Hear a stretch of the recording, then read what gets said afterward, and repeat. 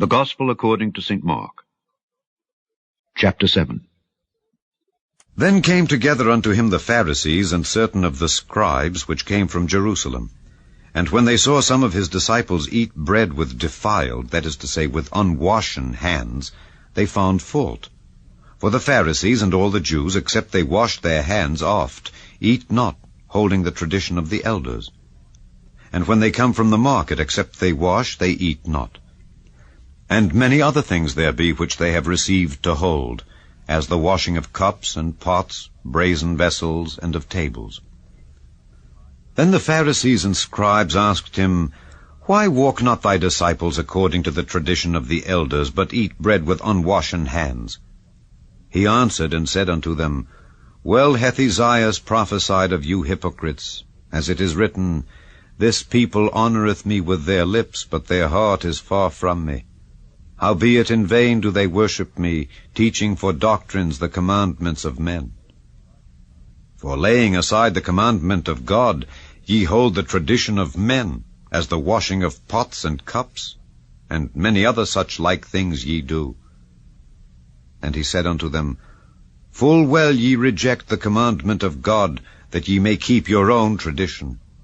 For Moses said, Honour thy father and thy mother, and whoso curseth father or mother, let him die the death. But ye say, If a man shall say to his father or mother, It is Korban, that is to say, a gift, by whatsoever thou mightest be profited by me, he shall be free.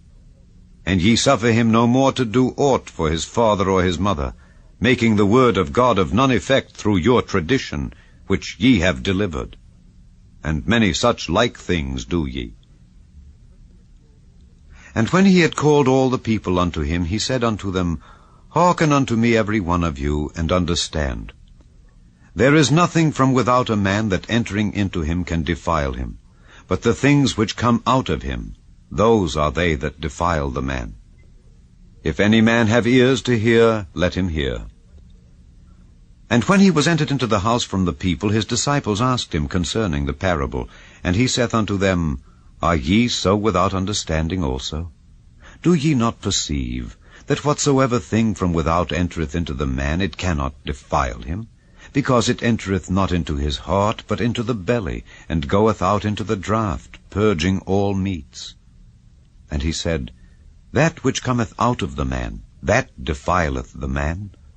For from within, out of the heart of men proceed evil thoughts, adulteries, fornications, murders, thefts, covetousness, wickedness, deceit, lasciviousness, an evil eye, blasphemy, pride, foolishness.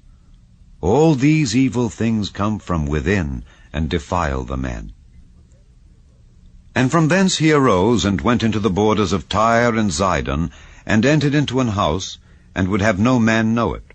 But he could not be hid. For a certain woman, whose young daughter had an unclean spirit, heard of him, and came and fell at his feet.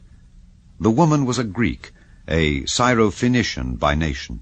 And she besought him that he would cast forth the devil out of her daughter. But Jesus said unto her, Let the children first be filled, for it is not meet to take the children's bread and to cast it unto the dogs. And she answered and said unto him, Yes, Lord, yet the dogs under the table eat of the children's crumbs. And he said unto her, For this saying, go thy way. The devil is gone out of thy daughter. And when she was come to her house, she found the devil gone out, and her daughter laid upon the bed. And again, departing from the coasts of Tyre and Zidon, he came unto the sea of Galilee through the midst of the coasts of Decapolis. And they bring unto him one that was deaf, and had an impediment in his speech, and they beseech him to put his hand upon him. And he took him aside from the multitude, and put his fingers into his ears, and he spit, and touched his tongue. And looking up to heaven, he sighed, and saith unto him, Ephphatha, that is, be opened.